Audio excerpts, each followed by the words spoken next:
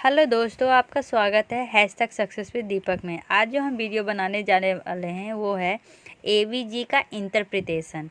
मतलब कि एवीजी का फुल फॉर्म क्या होता है? Arterial blood gas. अब इसमें कौन अल्कलोसिस है, कौन एसिडोसिस है, कैसे हम पहचानेंगे कि ये रेस्पिरेटरी है और कैसे पहचानेंगे मेटाबॉलिक है, ये सब हम इस वीडियो में सीखेंगे। ठीक है, चलिए अब देखते हैं।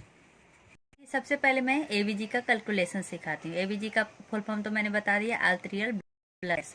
तो इसमें सबसे पहले हम क्या देखते हैं? इसमें हम सबसे पहले तीन चीज़ देखेंगे। ऐसे तो चार चीज़ होता है, लेकिन हम कैलकुलेशन के लिए तीन चीज़ देखते हैं। पहला है पीएच, दूसरा है PCO2 और तीसरा है SCO3। तो हमें पहले इसका रेंज जानना है। तो पीएच का रेंज कितना होता है? 7.35 से 7.45। तो इसका मीन निकालेंगे तो कितना होगा? 7.40। ठीक है। अब CO2 का, तो CO2 का कितना होता है? PCO2 का तो 35 से 45। जब मीन निकालेंगे तो निकलेगा 40। ठीक है। और जब SCO3 किया तो इसका होता है 22 से 26। ठीक है। और जब एवरेज निकालेंगे तो निकलेगा 24।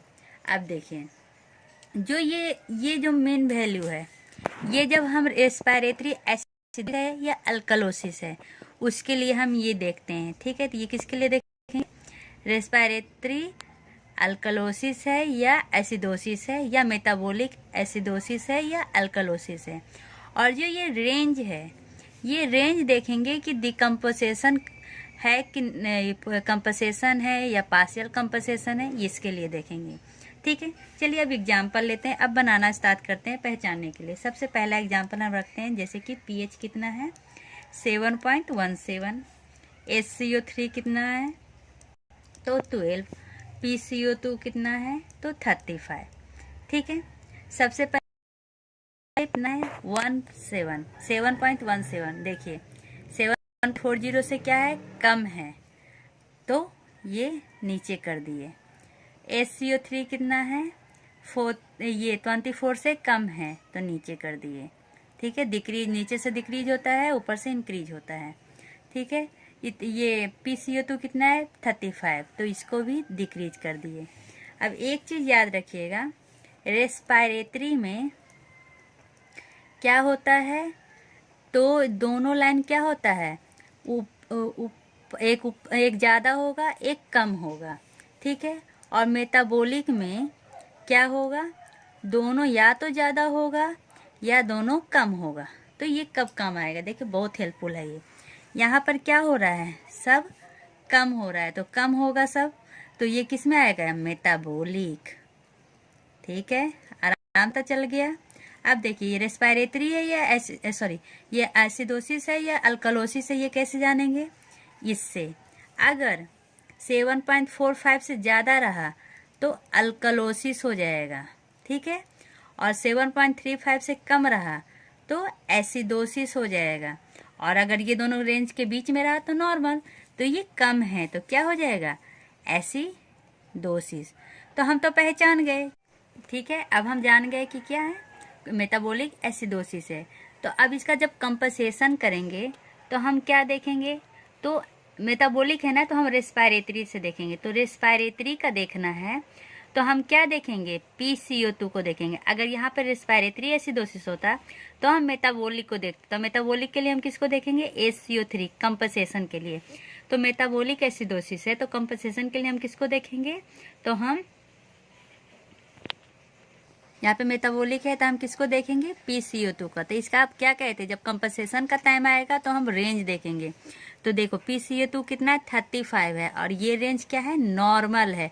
तो नॉर्मल रेंज मतलब क्या हो जाएगा? ये अनकम्पनसेटेड हो जाएगा, अनकम्पनसेटेड मेटाबॉलिक एसिडोसिस।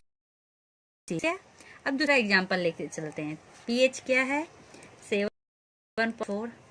PCO2 क्या है? 24। SCO3 क्या है? 25। ठीक है। तो सबसे पहले कौन सा है? ये रेस्पिरेटरी है या मेटाबॉलिक है? तो ये 754 क्या है? ज़्यादा है किससे? 4.5 से। PCO2 कितना है? 24, मतलब ये नॉर्मल है।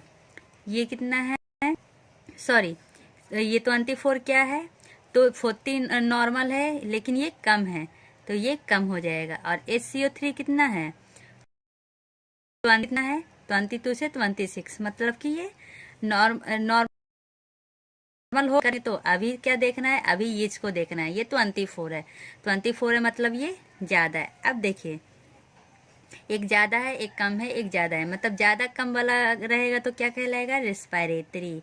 तो ये रेस्पायरेटरी है, ठीक है। अब क्या है, रेस्पायरेटरी तो पता चल गया। अब पीएच देखिए 7.45 से ज़्यादा है तो क्या कहला जाएगा, अल्कलोसिस, ठीक है। स्पेलिंग ध्यान नहीं दीजिए, रेस्पायरेटरी अल्कलोसिस, ठीक है। अब इसका कंपनसेशन करेंगे।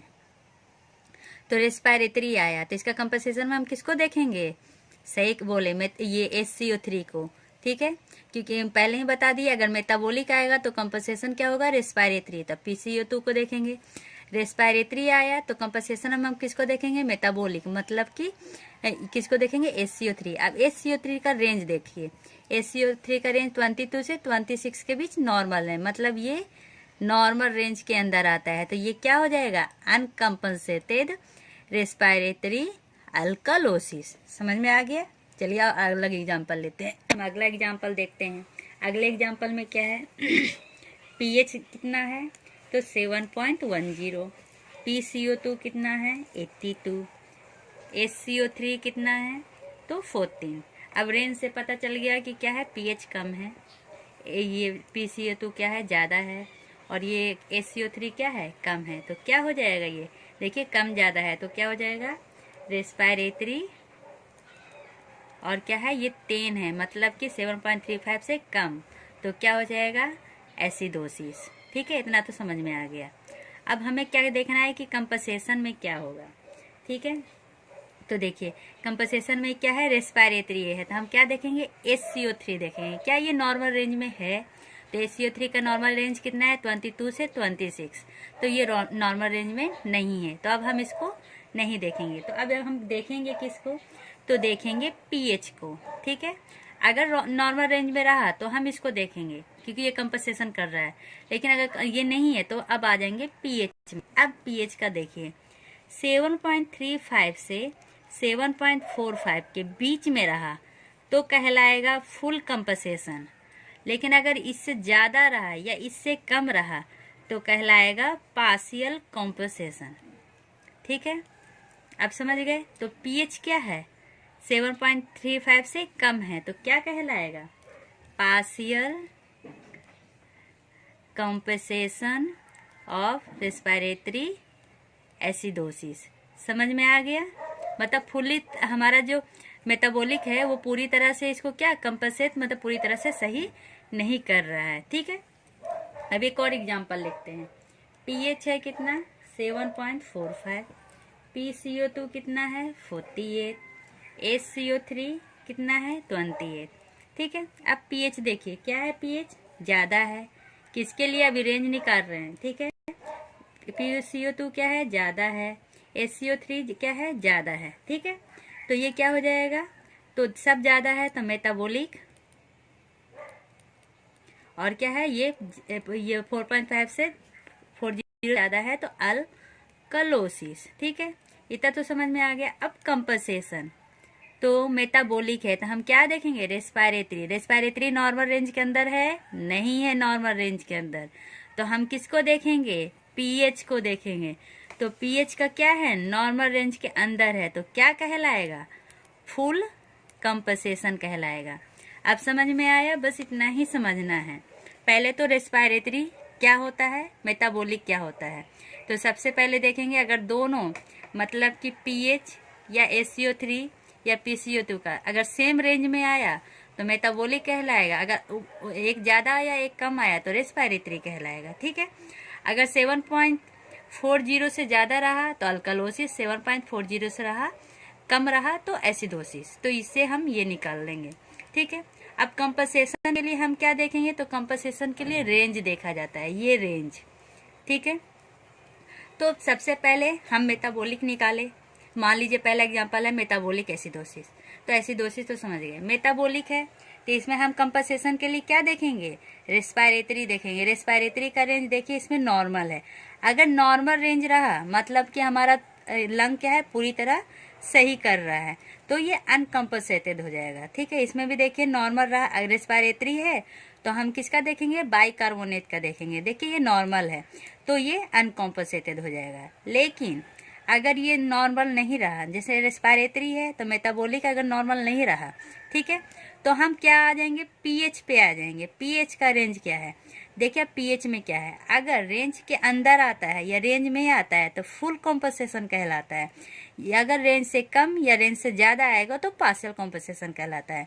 ठीक है, तो अब ये ना PCO2 नॉर्मल है ना SCO3 नॉर्मल है, तो हम क्या पे आ गए, पीएच पे आ गए। पीएच क्या है, कम है, तो पार्शियल कॉम्पनसेशन हो जाएगा। इसमें पीएच क्या है, ज़्यादा है। ठीक है, नहीं ज़्यादा नहीं है, रेंज देखिए 4.5 मतलब कि रेंज के अंदर है तो फुल कॉम्पनसेशन आ जाएगा। अगर ज़्यादा रहता पीएच, यही पीएच कितना रहता 7.56, तो कॉम्पनसेशन क्या हो जाता, पार्शियल कॉम्पनसेशन हो जाता है। आशा है आपको ये वीडियो अच्छे से समझ में आई होगी। तब तक अगले वीडियो के लिए, तब तक के लिए bye bye, take care, see you.